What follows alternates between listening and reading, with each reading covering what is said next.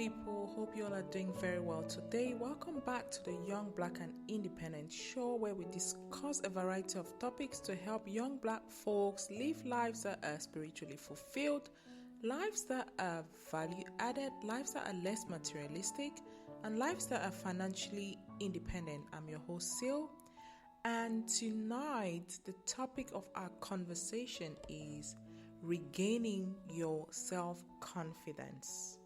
Okay, I hope you like that topic, because I do like the topic. Now, what is self-confidence to start with? You all know I'm big on definitions. I say this all the time, and I truly am. Self-esteem or confidence is an individual's subjective evaluation of their own worth. Self-esteem encompasses beliefs about oneself as well as emotional states such as triumph, despair, pride, and shame. Now, why is self-confidence even important? Like, why are we even talking about it when it comes to a channel that is promoting financial independence? I want you to know tonight that self-confidence is a critical success factor for an individual's career or entrepreneurship journey. Okay? In order to embark on a successful entrepreneurship journey or a successful career, you need to have self-confidence. You need to know your worth, and you need to capitalize on your worth. Because if you don't know your worth, people will underpay you, people will take you for granted, people will literally make you work for less. You may be suffering from low self-esteem without your knowledge, so I encourage you to go and read the article on our website. But whatever the case, tonight I'm going to be giving you tips on how to recoup your self-confidence and boost your chances of achieving financial independence. Now, I'm sure you've heard about Naomi Osaka, Tyrone Mings, Rashford, what's his other name? Oh gosh. Marcus Rashford. Marcus Rashford plays for Manchester United football team in the UK. This guy literally, he was one of those people who missed the penalty shots during the Euro 2020 finals between England and, is it Italy? Yeah.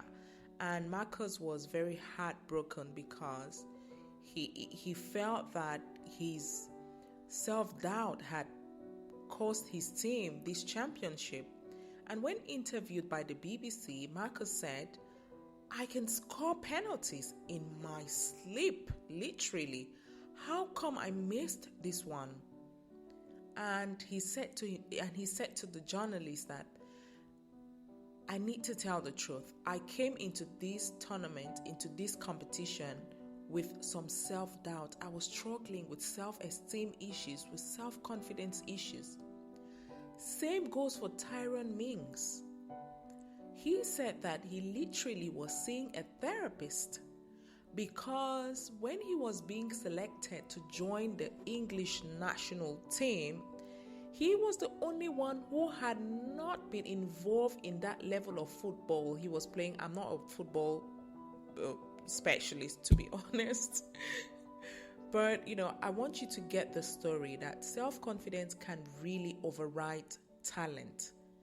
If you don't have self-confidence, your success is going to be capped. Naomi Osaka, she's a brilliant young black, mixed race Japanese, and I think her dad is from Haiti. She's just fantastic. If you watch her play on the pitch, my goodness, she's fire. When I watch Naomi, I'm like, oh my God, she's really good.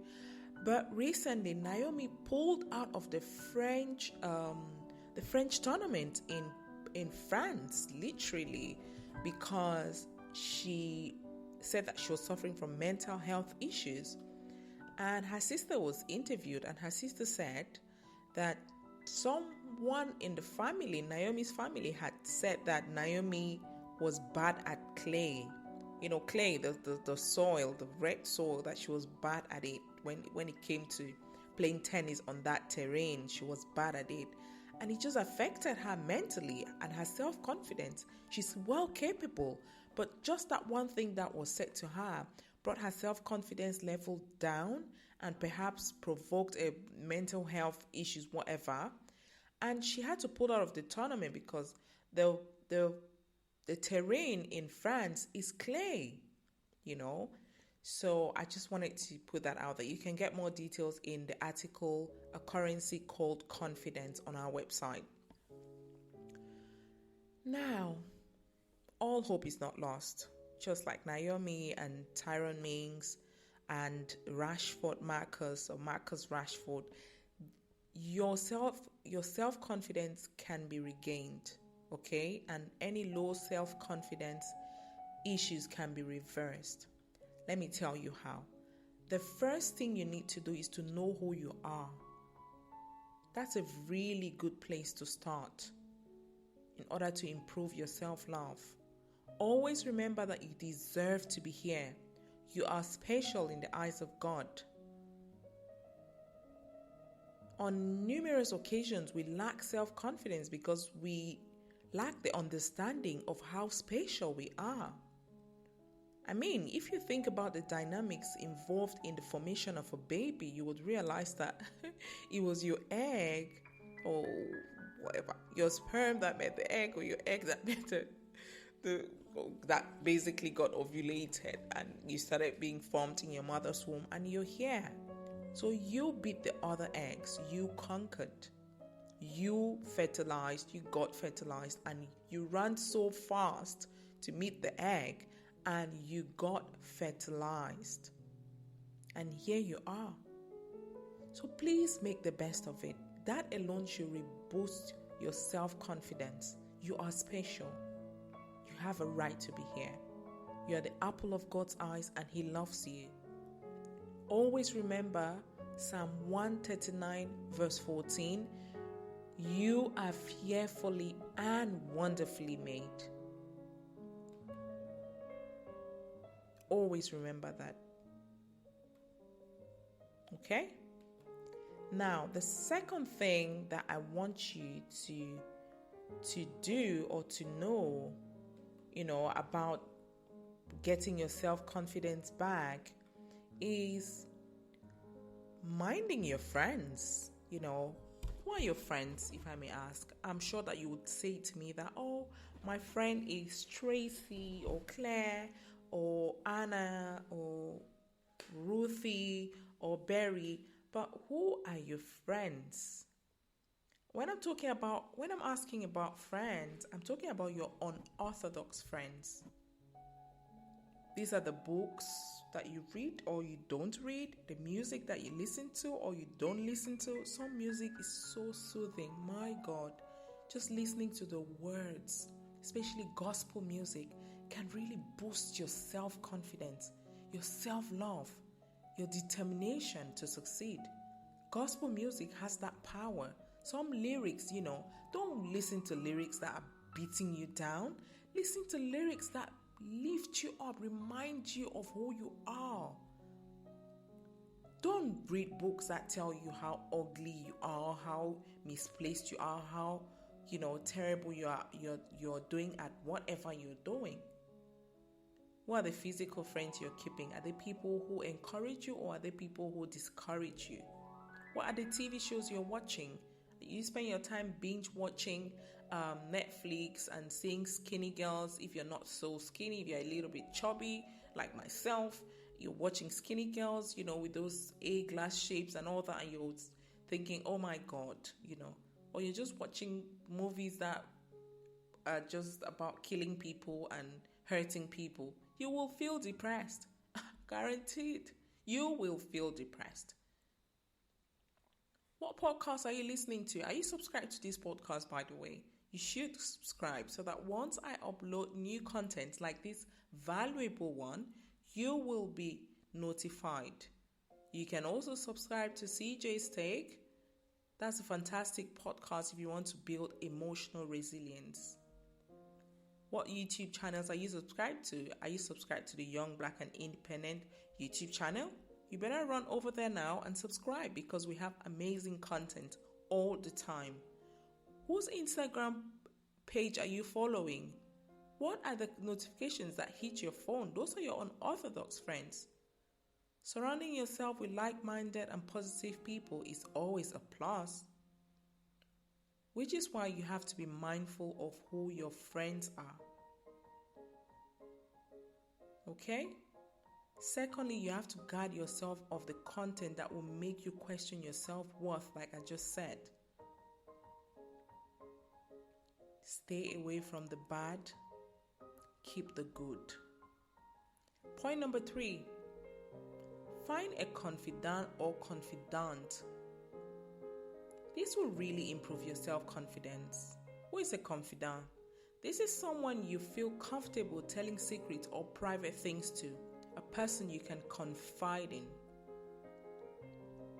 First thing to do is to pinpoint that family member or church member or any friend or just anyone you can confide in. It will be beneficial for you. They could be, anyone who really truly cares about you and your well-being. I know that people are always worried about opening up to people because they don't want their secrets to be made public. But I want you to know that it's more important for you, or the benefits of opening up and being vulnerable outweigh the risk of you being betrayed. In the case of Tyrone Mings, he found a therapist, to be vulnerable with, yet he was saved. It's very important to find someone that you can talk to.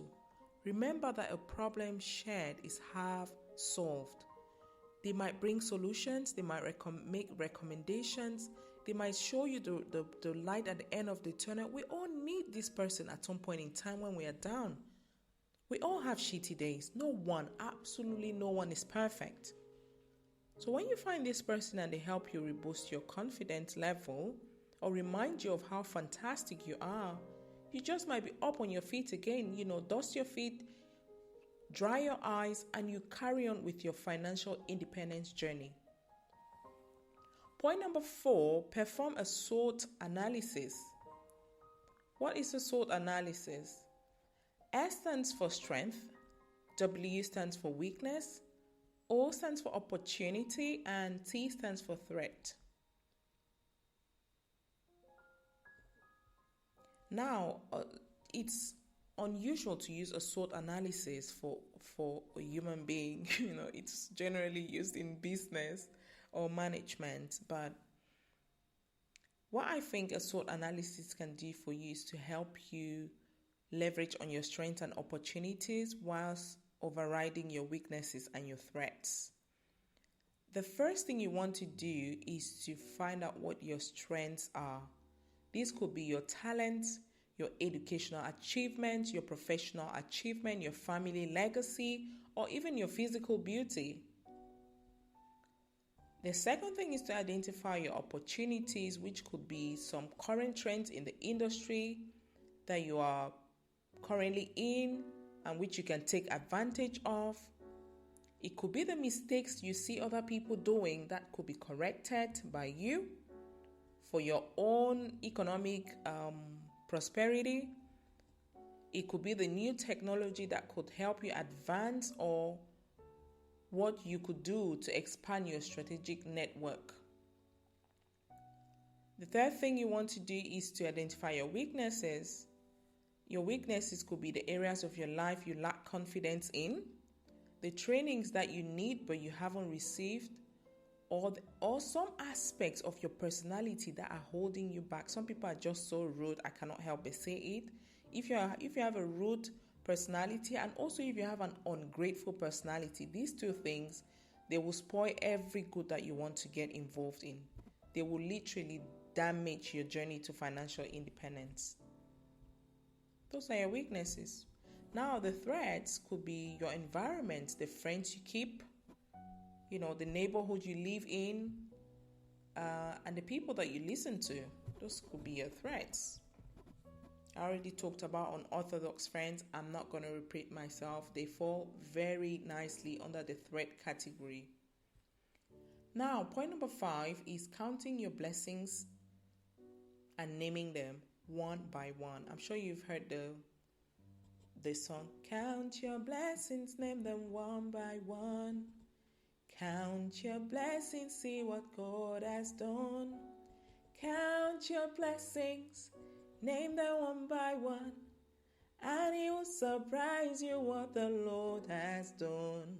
Yes, that song is very true. List all your blessings and focus on them. Generally, humans have a tendency of focusing on things that they're not happy about, rather than the things that they don't even deserve, which they have.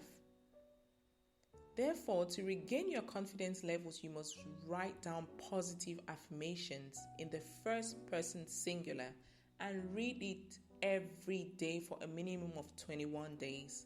21 days because studies reveal that it takes 21 days to form a habit. So if you want to overturn the habit of being ungrateful and start being grateful for your blessings and the amazing things that God has done for you, which you do not even deserve, you have to practice this for 21 days. You have to say things like, I am love, I am health, I am life, I am breath, I am enough, I am peace, and all the gifts of the Holy Spirit. Just say these things to yourself every single day. I'm alive, I am well, I am prosperous, I am victorious, whatever, or anything that makes you happy. Doing this will train your brain to be more grateful for what you have and to view life positively and be more happy. And obviously, if you're more happy, you're healthy, because stress has a way of weighing you down, not only, but it will affect your mental health and your physical health. And if you are more grateful than you are ungrateful, you're healthy. And if you're healthy, you get a chance to go out there and do stuff, just go and get business and get going, towards your financial independence. Point number 6 is setting goals. Now, setting goals for yourself and being intentional about achieving them is super essential towards your financial independence journey. Goals are the objects of a person's ambition or efforts, an aimed or desired result. You can go onto the website to read an article I wrote about setting the right priorities will change your life. Remember that the Bible has warned us that without a vision, we shall perish. Proverbs 29 verse 18. Also, it is worth noting that if you don't set the right goals for your life, it is unlikely that you will reach your full potential. Being able to secure little wins from the little goals that you set for yourself will boost your self-confidence and increase your level of trust in your own capabilities. Imagine that you set a goal that tonight I want to read, or this weekend I want to read a book, a book about, for argument's sake, starting a business, and you're able to read that book and finish it. You feel good. You will feel good. You want to read a book about financial independence, you read it and you finish it, you will feel good, and it will boost your self-confidence and trust in your own little self. Number 7, facing adversity positively.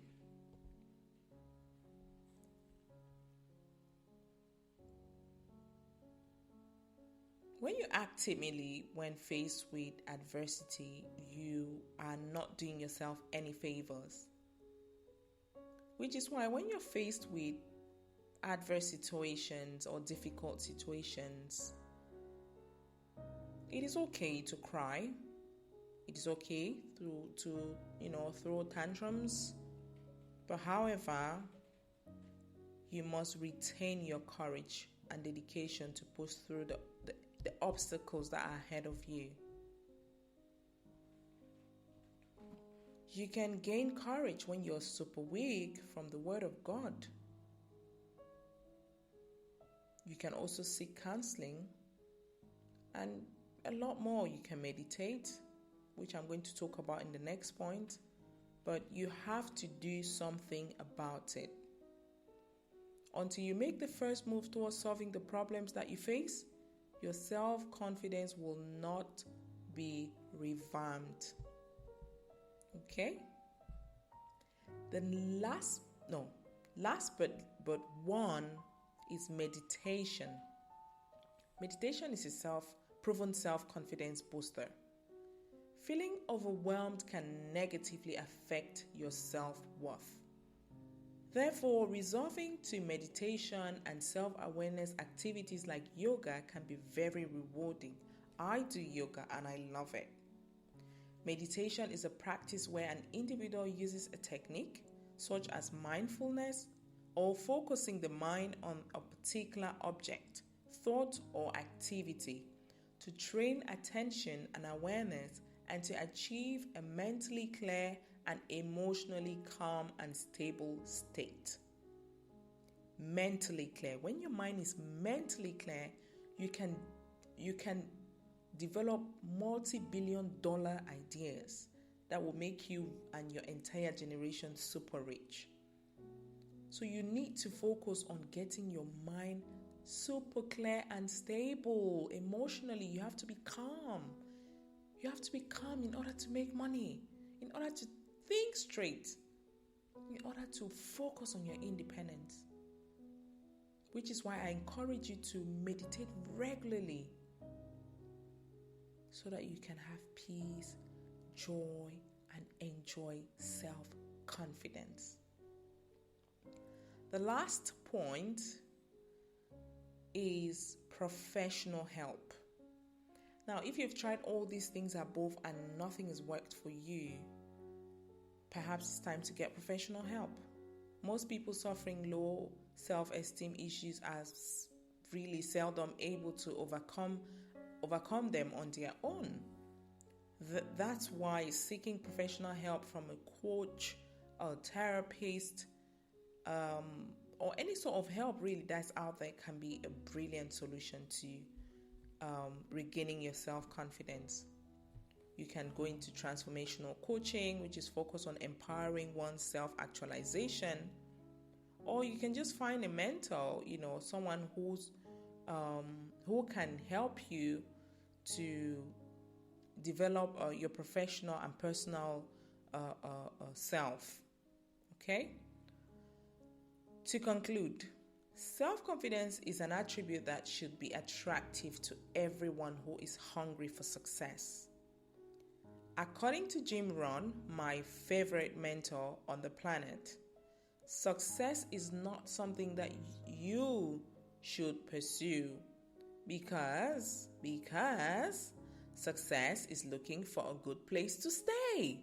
You don't have to go running after it. It is actually looking for you. But you know what? Success is not going to come to you if you do not have self-confidence, if you do not develop yourself, if your home is not ready for success. Success is not going to come to you. I'm sorry. So you have to work on yourself. That's why getting your self-confidence, regaining it and getting on track is going to help you achieve success. One actionable tip I would leave with you tonight is to put up your favorite quotes on the wall like I do. I'll take a photo of my wall and, try to put on one of these blogs and talk about it and what it really means to me and how it has changed my life.